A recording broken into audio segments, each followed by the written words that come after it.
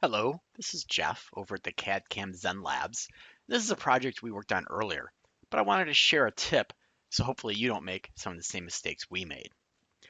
So when we look at this knife, we've got the two knives that are on the fixture that we made. And remember, the knives are longer than the travel of the mill, so we cut them in half and we flip them around on the fixture. And we created the cutter path for this, and the cutter path looks really, really good.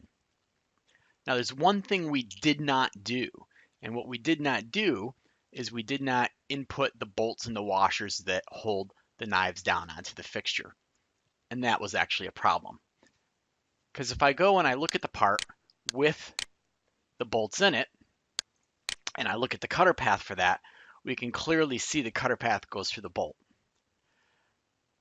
So what I recommend everybody do is they take the time to bring those bolts and washers and other fixture things into your drawing so that you can have collision-free and safe cutter paths as you're running.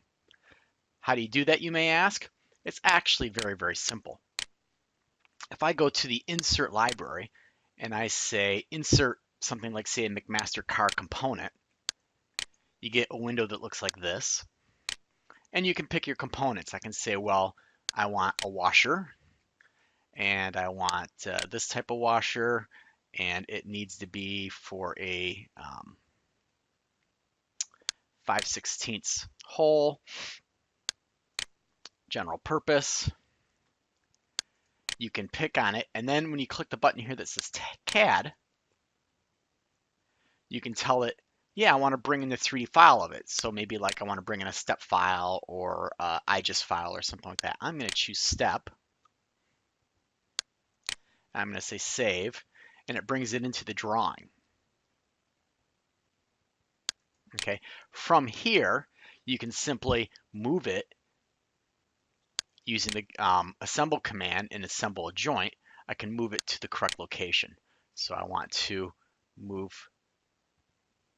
this face here to this here. Okay, and then I'm going to flip it so it's the other way up because it came kind of flush, and click OK on that.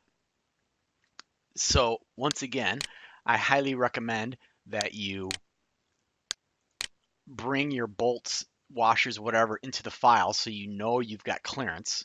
Clearance is clearance, whether it's a little or a lot, but if you don't have clearance, that can cause a problem. I'd like to save you from having problems like you see in this picture here. So that's our tip today from Jeff at the CAD/CAM Zen Labs. Thanks for watching, and hit like and subscribe. Thank you.